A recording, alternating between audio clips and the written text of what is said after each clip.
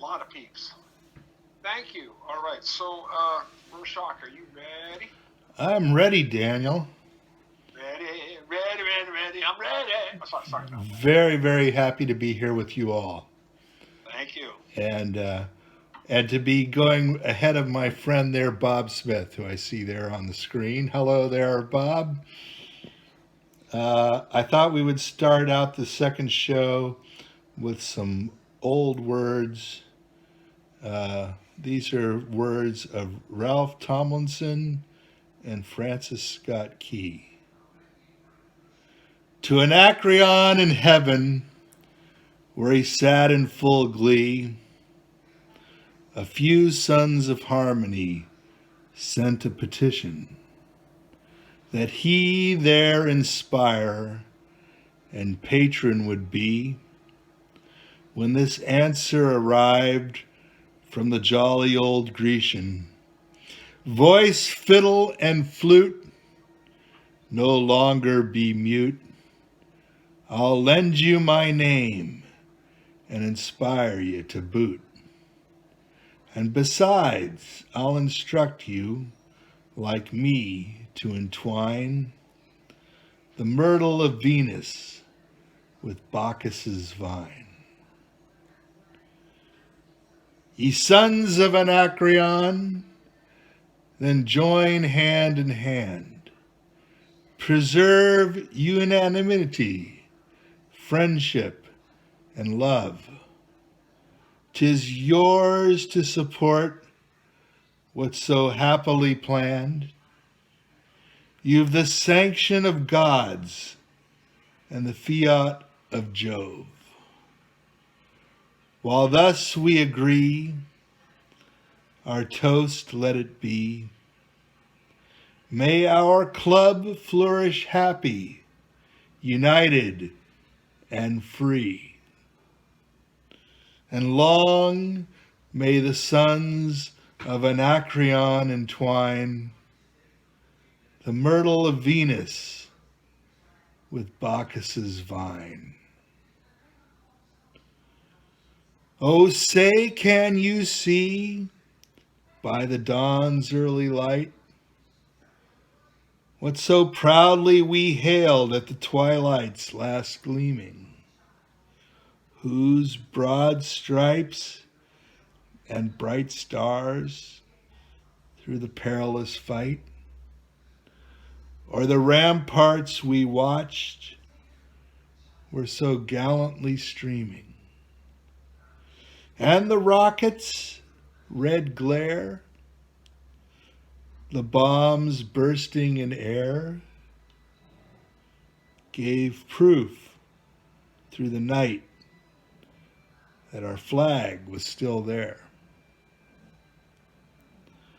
Oh, say, does that star-spangled banner yet wave o'er the land of the free and the home of the brave?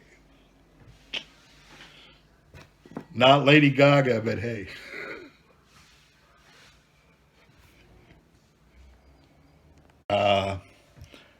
What great words we heard tonight.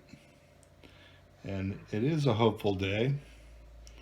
And, tomorrow hopefully will be as well. I'm going to close this out here with a little story here, a San Francisco story. Banham Place. Last night we attended a gallery opening in North Beach for an 83-year-old poet and postal mail artist named Somebody Byron Something.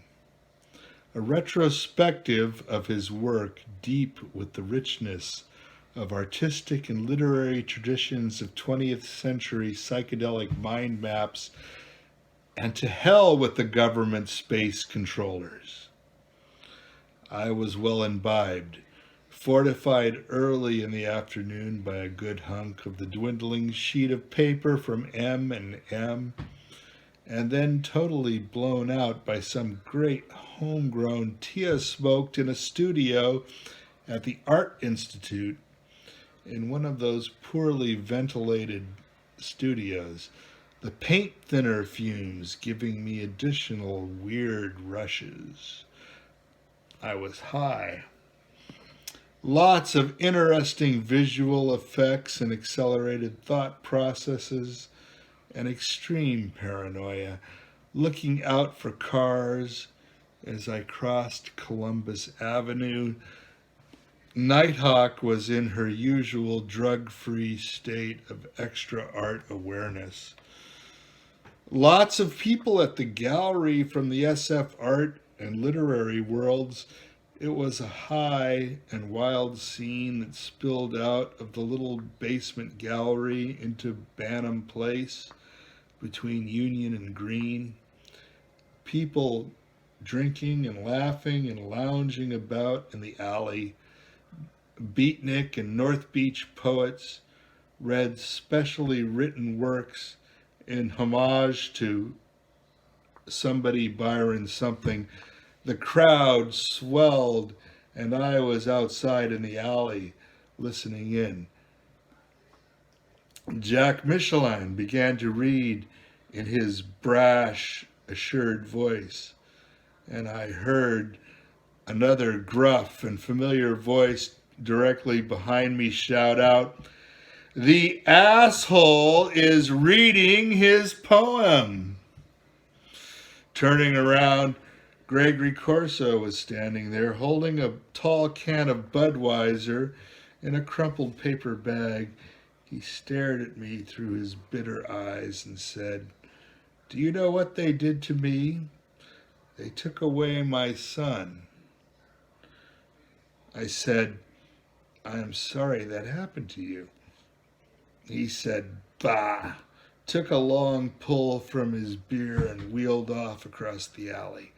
Jack Michelin kept barking his verse from deep in the gallery well. Noise and mayhem and drinking and smoking continued into the night. The party subsided as the fog rolled in and the crowd dissipated away in the strands of fog. When we got home, Nighthawk said she thought it strange that the Beat era was 30 years before and these people were still here.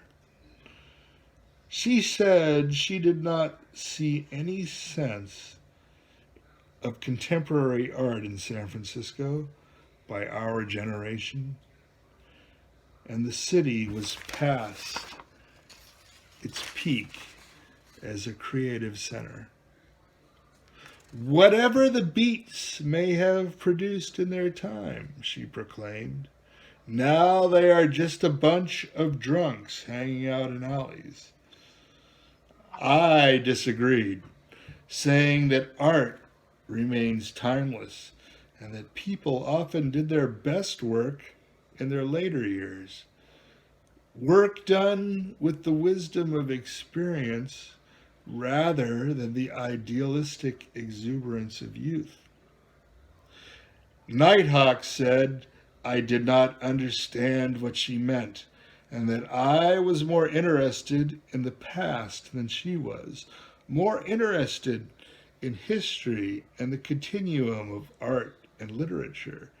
She said she could not feel any sense of contemporary creativity in the city and railed, "The Art Institute is full of 18-year-old rich kids, not the great artists of the 40s and 50s.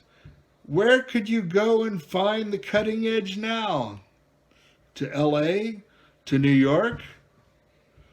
I said, I did not think geography was that important anymore, that we were truly living in a global society with satellites, computers, and high-speed transportation, bringing everything closer together at ever-accelerating rates. Maybe that lack of a unified school of art resulted from many different visions and too much information coming together all at once, changing so fast that nobody could get a fix on what the current scene might be because it was endless scenes. The center of the art world being wherever you do your work and those friends who help you along the way. Nothing to be done but produce your own visions and present them as accurately and honestly as you can. I do have a footnote. Just read the above to Nighthawk. She got pissed off and said I totally misrepresented just about everything, and her passing observations were so obvious that they did not need to be written down. She said I am interpreting her ideas through my own quirky filters and am basically full of shit. Last time I share with her my fuzzy-headed subjective musings, but at least my writing elicited an emotional response. Thanks for having me. Thank you. Thank you.